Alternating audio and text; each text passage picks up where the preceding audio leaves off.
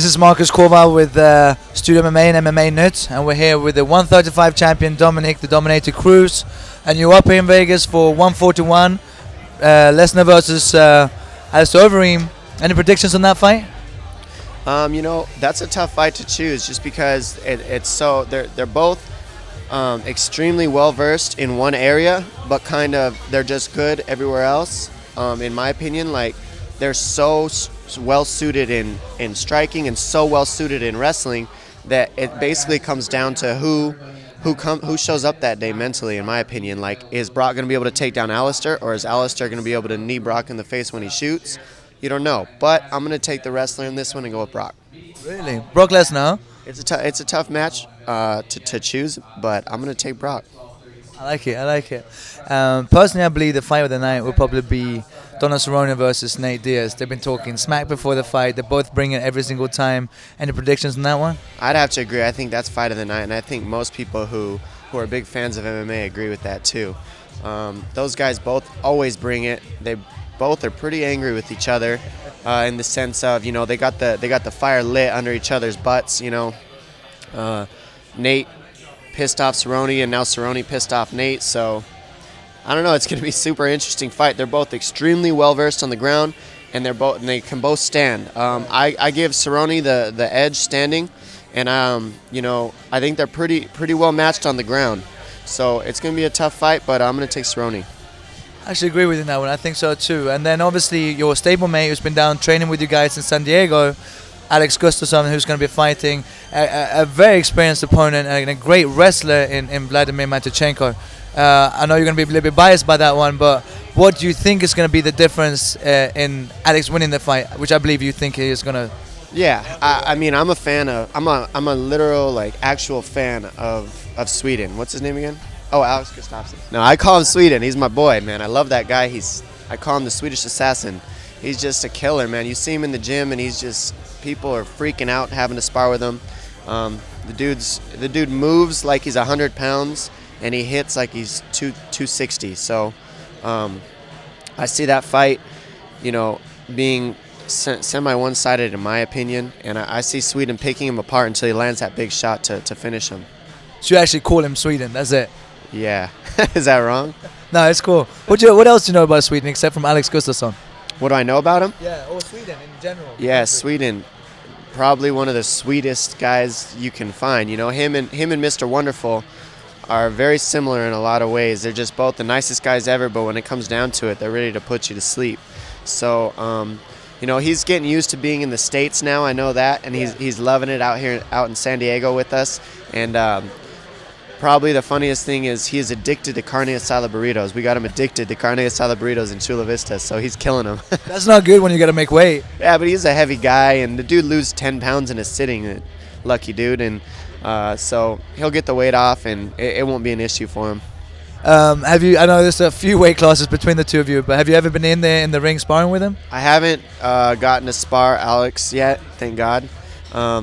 But I make it a point to spar every one of the big guys in my gym, and I'll only box them with takedowns. I won't kickbox them because their legs are as big as I am, but I will box them with takedowns. And Sweden, watch out, I'm coming.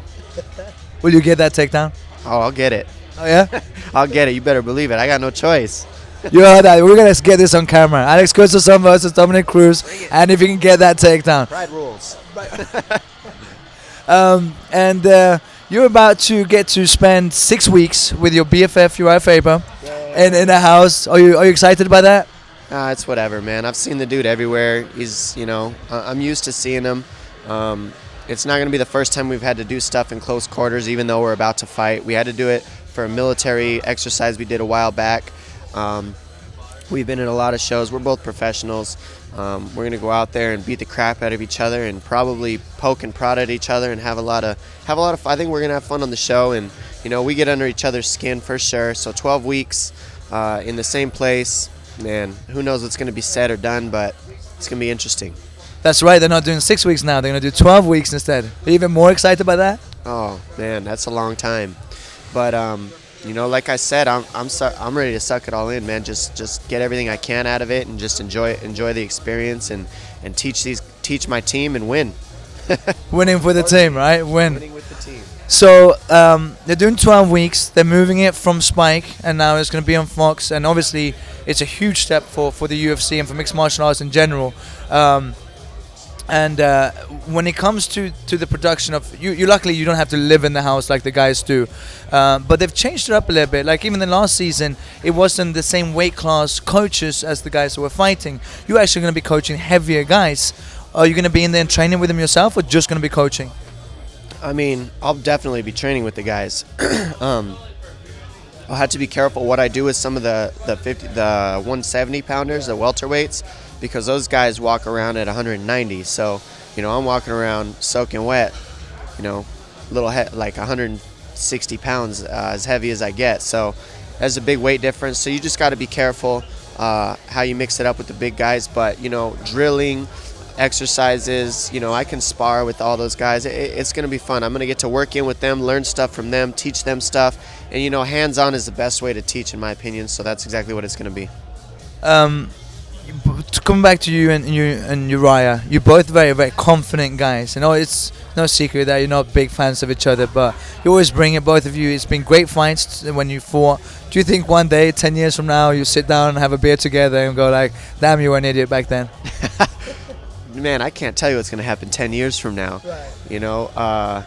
But I wouldn't put it past it. I wouldn't put myself past a situation like that. No, I wouldn't say that couldn't happen in the future.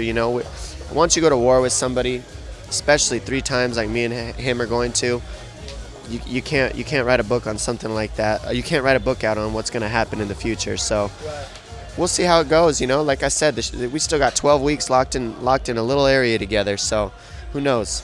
But what is it, the feud between the two of you? Obviously, both of you want to be champion. You've beaten him, but there seems to be a little bit more to it.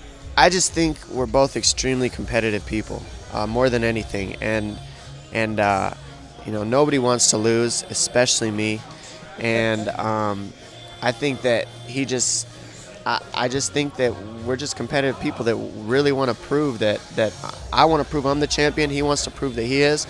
But, only one man can come out on top, and that drives a lot of anger towards each other, I think. And that's what ends up happening is, once we get out there, you see it. How do you get started in mixed martial arts? You obviously come from a wrestling background. You're a really, really good wrestler, high-level wrestler. But when did you decide, this is what I want to do? Mixed martial arts is what I want to do. And did you foresee where you are today? I didn't foresee this. I mean, it's gotten way beyond what I foresaw. I foresaw being in the UFC, fighting in the UFC, and I had hopes, aspirations, and dreams of becoming a champion.